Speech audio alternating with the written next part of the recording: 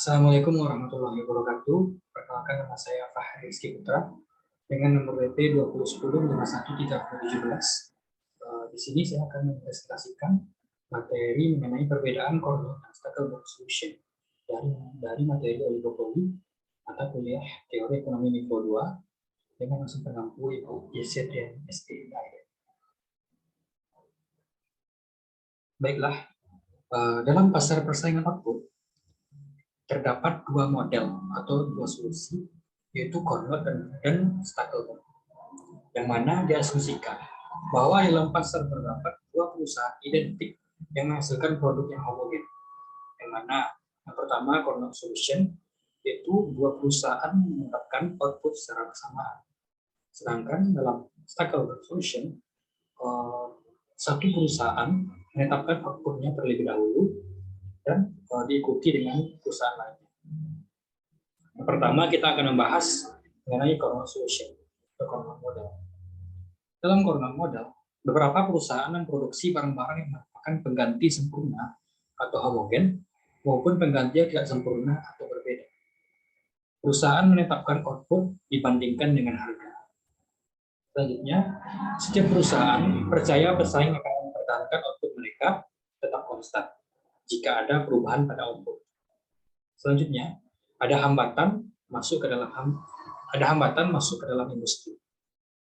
Masing-masing perusahaan akan mengambil keputusan jumlah output yang memaksimumkan profitnya atau MR sama dengan MC, marginal revenue sama dengan marginal cost. Dengan berpikir bahwa perusahaan persaingan secara rasional akan mengambil keputusan dengan prinsip yang sama. Selanjutnya yaitu mengenai duopoli dan Carnot. Duopoli adalah pasar oligopoli dengan hanya ada dua perusahaan. Kita akan menganalisis perusahaan satu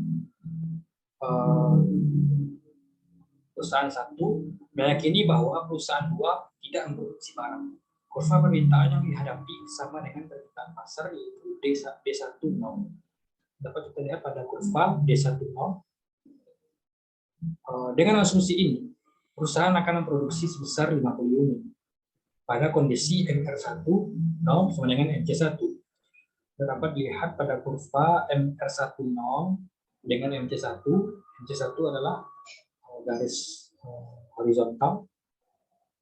Kita lihat perpotongan antara MR10 dengan MC1. Terdapat pada angka 50, maka perusahaan akan memproduksi sebesar 50 unit.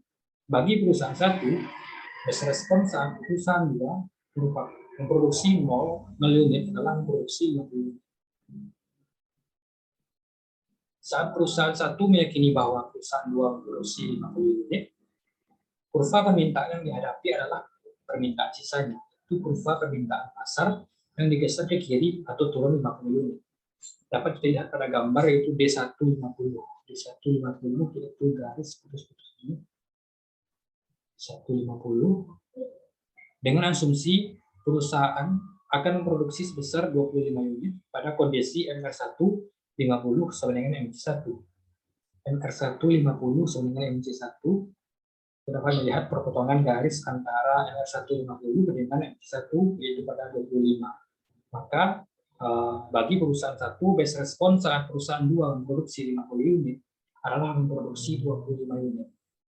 Dan begitu seterusnya. Itu misalnya saat perusahaan 2 memproduksi 75 unit, maka perusahaan satu nanti akan memproduksi 12,5 unit. Kita lihat dari perpotongan garis MR175 dengan MC1.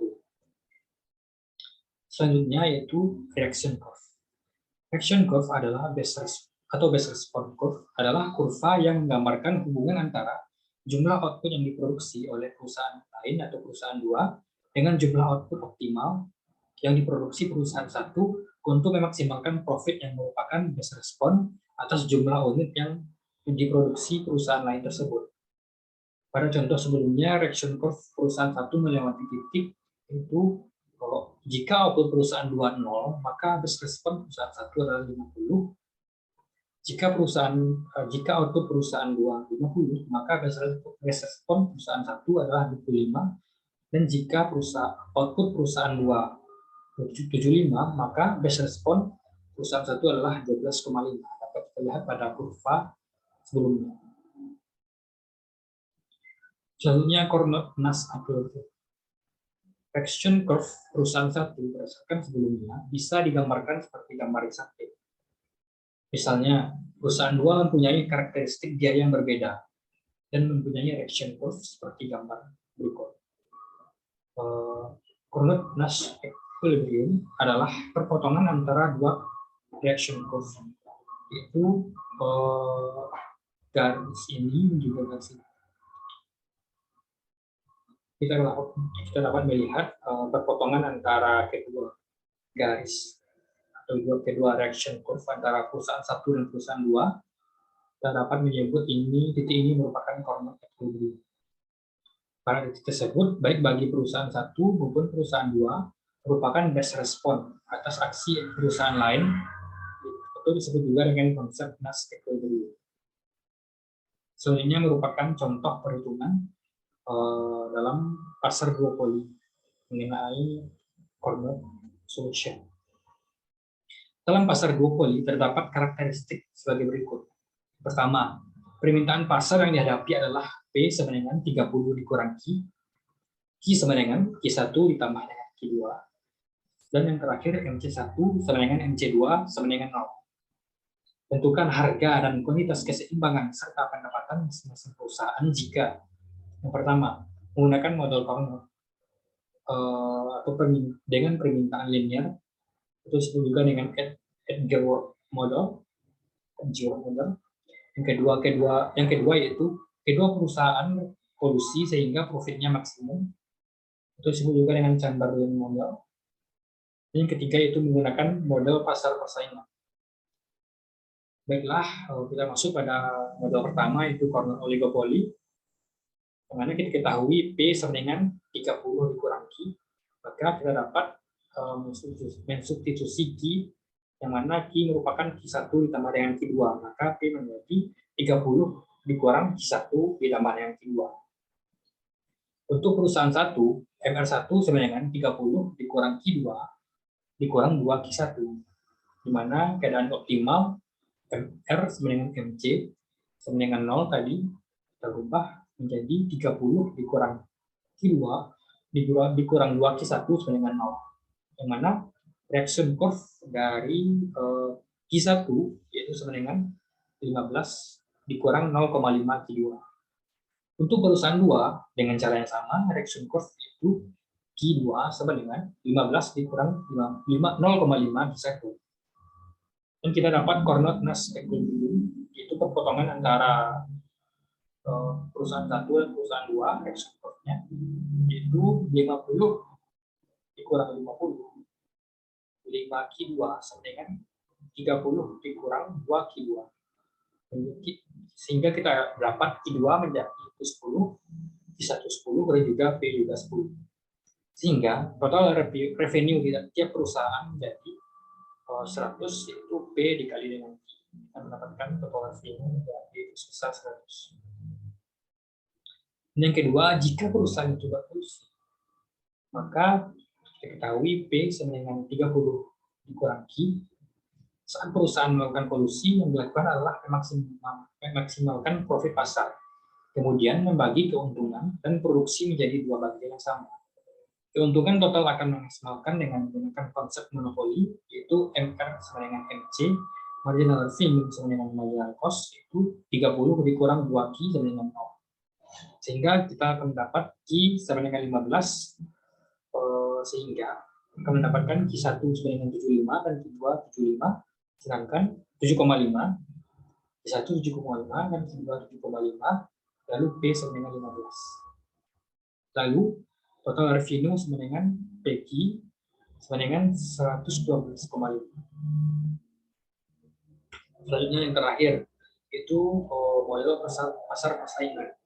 Pada saat P sama dengan 30 dikurang Q, pasar persaingan P sama dengan MC sama dengan 0, sehingga Q sama dengan 30, Q1 sama dengan 15, Q2 sama dengan 15, dan P sama dengan 0. Sehingga TR atau total revenue-nya juga 0. Dan kita dapat lihat perbandingan antara ketiga model tadi, yaitu model Carnot, yang kedua berkolusi, terakhir itu pasar persaingan. Yang mana pada saat Carnot, Qm bisa lebih kecil dari Q0, lalu dan lebih kecil lagi dari Qj. Sedangkan jika terjadi kolusi, Q monopoli atau Qm sama dengan Q0 dan lebih kecil dari Qj. Kita dapat melihat perbandingan kurva dari ketiga model tersebut.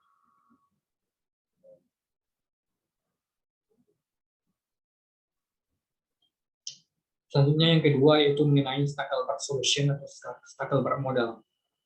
Dalam Stackelberg solution, perusahaan mengambil keputusan secara sekuensial. Perusahaan yang melangkah terlebih dahulu mendapatkan benefit. Nah, sebelumnya kita ketahui bahwa dalam Stackelberg model atau Stackelberg solution, ada satu perusahaan yang bergerak terlebih dahulu lalu diikuti dengan perusahaan lainnya. Dan selanjutnya, jika dalam model Carnot, masing-masing perusahaan menentukan output secara simultan atau dalam waktu yang bersamaan. Dalam model Stackelberg menjelaskan ada satu perusahaan yang menentukan jumlah output terlebih dahulu diikuti dengan perusahaan lainnya. Tentunya ada leader firm yang menentukan output terlebih dahulu akan memperhitungkan reaksi perusahaan lain saat menentukan berapa output yang akan diproduksi. Dalam model Stackelberg ada 4 asumsi. Yang pertama yaitu perusahaan menghasilkan produk yang homogen. Yang kedua, ada hambatan masuk ke dalam industri. Yang ketiga, sebuah perusahaan tunggal atau leader memilih output sebelum semua perusahaan lain memilih output mereka. Yang keempat, sebuah perusahaan lain atau follower memilih output yang memaksimalkan laba terkait output yang lebih. Baiklah, kita berlanjut dengan contoh Stackelberg model yang mana mengenai dua polis identik, P sama dengan 30 dikurang Q, MC1 sama dengan MC2 sama dengan 0. Yang mana dalam model Stackelberg salah satu perusahaan bergerak mendahului perusahaan lain, sehingga kita dapat keuntungan maksimal MR sama dengan MC perusahaan satu, karena perusahaan satu bergerak terlebih dahulu, maka terdapat MR1 sama dengan MC1 pada perusahaan 1. Kita akan mendapatkan MR1 sama dengan turunan Q1 dan juga dibagi dengan Q1 sama dengan 15 dikurang Q1. Dan MC1 sama dengan 0, sehingga kita akan dapat nanti Q1 sama dengan 15. Begitu juga dengan perusahaan 2, yang mana MR2 sama dengan MC2, nanti kita dapat Q2 sama dengan 15 dikurang setengah Q1.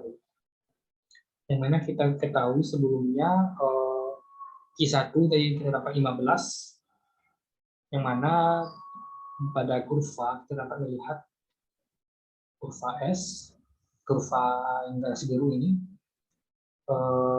itu aplikasi dari Q1,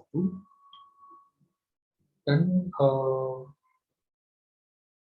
Q2 kita cari menggunakan substitusi dari Q1, yang mana kita dapat Q1 sebanyak 15, sedangkan Q2 15 dikurang setengah Q1, sehingga kita akan dapat nanti Q2 sebesar 7,5.